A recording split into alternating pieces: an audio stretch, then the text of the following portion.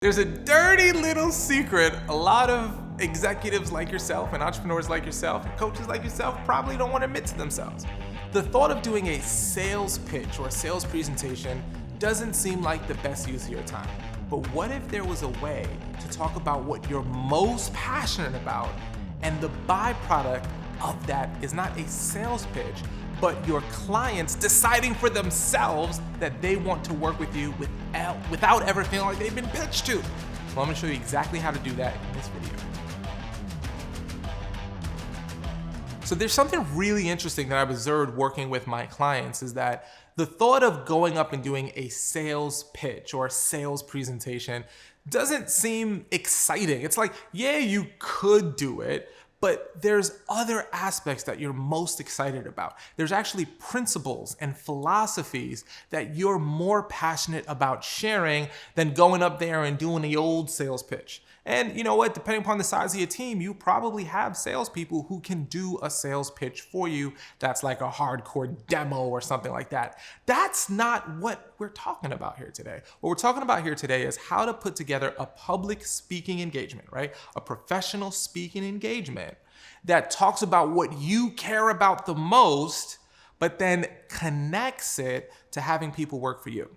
I remember I was working with someone who's really passionate about making social change, doing social good in the world. And they've created their entire business to do more good in the world. That's not directly connected to actually the services that they offer their clients. It's just personally important to this particular CEO.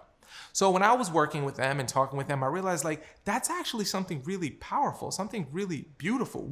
You should talk about that, because the thought of doing a sales presentation didn't light him up. But when he talked about doing good and making more businesses realize that you can be sustainable and help the earth and do good in the world and it can be profitable, he lit up. So when I asked him, if you could travel around speaking about that, would that interest you? Oh my gosh, that would be the best thing in the world. So there's actually a really cool way to connect what you're most passionate about and still grow your business. I'm gonna show you how to do that in this video. So here's what I want you to do.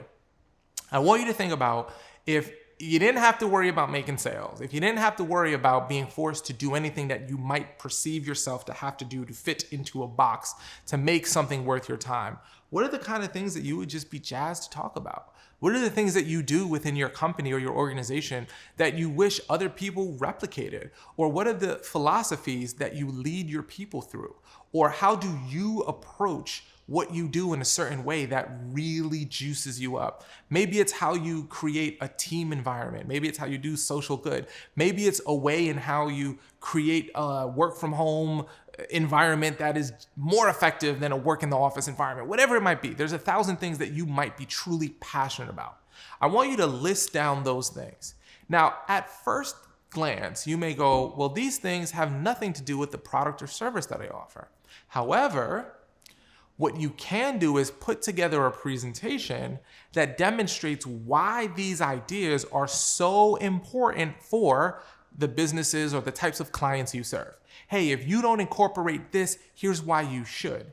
Now, what happens while you're sharing these philosophies and these ideas that you're excited about sharing that's going to change the world and make it better, you give examples in stories of how you incorporated these into your business and the benefit that it's had for your clients or for your team members.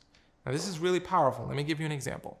I remember I was speaking to someone who said, hey, my philosophy is take an employee and teach them how to actually start their own business. And I thought, that seems nuts to me. Why would you want someone to be employed with you and then you teach them how to go out and do their own business? That doesn't make sense. But this was his philosophy. If I have an employee, he was like, if I'm lucky, I'm gonna get 2 to 5 really good years out of them, right? Because there are a lot of people who just stick around and they do just enough to get by, and they're there for maybe 10 years, but they're not excited about being there. But if he has someone who comes in, he says, I'm gonna show you do exactly what I do, how to run a business just like how I run it, and then you can go do it in a different geography, so it's not like a competitor because it's a geographic-based business. Then what's gonna happen is in those 2 to 5 years, he's gonna get the best out of each employee because they see this dream of, I want to learn everything about the business, create this incredible experience so that I can run my own version of this somewhere else. It's actually an incredible win-win. Now, here's why this is fascinating. His philosophy is get the people in, train them, teach them everything they can so that they can have the best 2 to 5 years and then leave his company and go start his own business. Now, you might say, well, where's the benefit in that, Arel? Like, I don't want to bring people in. But he actually uses that as a tool to recruit people. He tells stories about how he had this person come in and they started with nothing. They worked for him for 5 years and now they own their own business and they're like traveling on yachts and traveling around the country and doing all these cool things. So it's a tool that he uses to attract the best talent. Now, let me ask you a question. If you had a bunch of people working for you that one day felt like they could own their own version of whatever it is that you do, and they gave it their best, and for those 5 years, you got 80 hours a week from them. You got the best energy, the best face. How are they treating your clients? How are they treating your customers? How are they treating each other? It actually is, in his philosophy, the best way to get the most out of people. So by traveling and speaking, he uses that as a tool to recruit the best possible employees who have that kind of mindset so he can get the best out of them. In addition to that, when he's talking about clients, he's letting them know about how his employees go the extra mile, how they give extra service, how they do more for their customers because they one day aspire to own their own business. I mean, think about you if you could have a company filled with employees that worked as hard for the company as you do, the owner. That's pretty much the dream, isn't it? Well, in this person's philosophy, that's how you get there. So by sharing what he's passionate about, this philosophy, it doesn't seem like it connects to getting clients, but it actually does because he recruits the best possible talent. He shows and is going to demonstrate through story how his employees go the extra mile and treat each customer with the same care that the owner would. And they have a better experience and therefore get better results for their clients. And then obviously they actually do. They're like probably a top producer in their state because of this philosophy. So he gets to share what he cares about and what's important to him. And he gets to recruit good people and demonstrate why people should work with him because it's going to be the best experience where everyone else is just lazy and, kind of just doing what they're supposed to do. They're actually the ones creating the best possible customer experience because everyone works like they're the owner.